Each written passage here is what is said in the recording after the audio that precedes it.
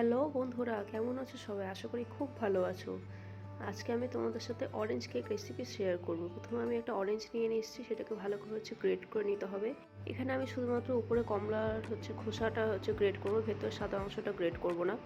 এবার কমলা লেবুটাকে দুটো টুকরো করে নেব এবং খুব ভালো করে তার যে রসটা সেটা আমি বের করে নেব। এটা আমাদের কেক বানাতে কাজে লাগবে। রসটাকে আমি পাশে সরিয়ে রাখবো। দেখো খুব সুন্দরভাবে আমি লেবুর রস বের করে নিয়েছি। এবার আমি একটা পাত্রের মধ্যে হাফ কাপ পাউডার সুগার বা চিনির গুঁড়ো নিয়ে নেবো এবং হাফ কাপ দই নিয়ে খুব ভালো করে দুটো মিশিয়ে নিব, যেন কোনো লাম্পস না থাকে। তো আমাদের সকলকে আমার ভিডিওটি একটু স্কিপ না করে পুরোটা দেখার অনুরোধ রইল। খুব ভালো করে আমি ফেটিয়ে নিয়েছি। এবার এর মধ্যে আমি 1/3 কাপ অয়েল ইউজ করব। আমি এখানে রিফাইন্ড অয়েল নিয়েছি। খুব ভালো করে সব কিছুটা মিশিয়ে নিতে হবে। পুরনো বন্ধুদের অসংখ্য ধন্যবাদ আমার পাশে থাকার জন্য। নতুন বন্ধুরা অবশ্যই আমার চ্যানেলটি সাবস্ক্রাইব করে নিও। এবার এর মধ্যে আমি সেই অরেঞ্জের যে খোসাটা আমরা গ্রেট করে রেখেছিলাম সেটা 1 চামচ মিশিয়ে নেব। খুব ভালো করে সবটা মিশিয়ে নিতে হবে।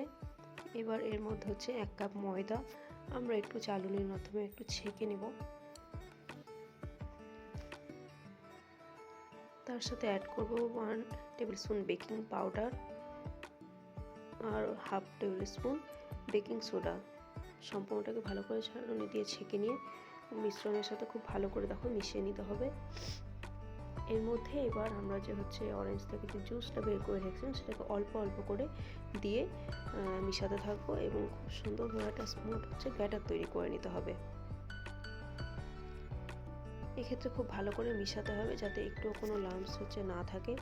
এর মধ্যে এবার 1 টেবিল স্পুন অরেঞ্জ কালার মিশিয়ে নেব। একটু অরেঞ্জ যাতে কালার কেকটার মধ্যে চলে আসে সেই জন্য। বন্ধুরা তোমরা অবশ্যই একবার হলেও এই রেসিপিটা ট্রাই করো। আশা করি খুব ভালো লাগবে, বিশেষত বাচ্চাদের খুব ভালো লাগবে। দেখো আমি একটা স্মুথ ব্যাটার তৈরি করে নিয়েছি, একটু লাম্পস নেই এর মধ্যে।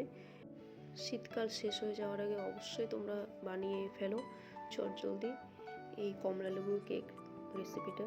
এবার আমরা একটা কেক টিন নিয়ে নেবো। তাতে আমি অয়েল গ্রিস করে নিয়েছি। চারিদিকটাতে খুব ভালো করে আমি অয়েল লাগিয়ে নিয়েছি। নিচে একটা ব্যাটার পেপার দিয়েছি, তোমরা দিতেও পারো না দিতে পারো, পুরোটাই তোমাদের ইচ্ছে। এবার আমরা ব্যাটারটা তৈরি করে নিয়েছি সেটাকে কেক টিনের মধ্যে ঢেলে দিব। সম্পূর্ণ ব্যাটারটা কেক টিনের মধ্যে ঢেলে নিতে হবে। এবার খুব ভালোভাবে কেকের এই টিনটাকে একটুখানি ট্যাপ করে নিতে হবে, যাতে আর ভেতরে যদি কোনো হাওয়া থাকে সবটা বেরিয়ে যায়। তোমরা এইভাবে ট্রাই করে দেখো। এবার আমি প্রথম থেকে একটা কড়াই প্রিহিট করে নিয়েছি 10 মিনিট আগে। এবার এই কেক টিনটাকে সাবধানে এই কড়াইয়ের মধ্যে রেখে দিব এবং ঢাকনা বন্ধ করে নিতে হবে। এবার 30 থেকে 35 মিনিট মিডিয়াম টু লো ফ্লেমে রাখবো।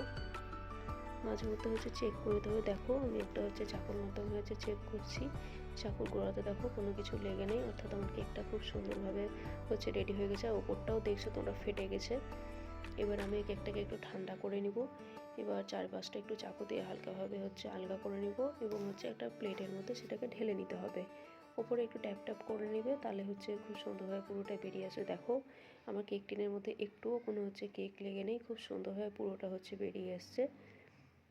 আমার এই রেসিপিটি তোমাদের ভালো লেগে থাকে তাহলে অবশ্যই একটা লাইক কমেন্ট করে দেবে। খুব শীঘ্রই দেখা হচ্ছে নতুন কোনো ভিডিওর সাথে। টাটা।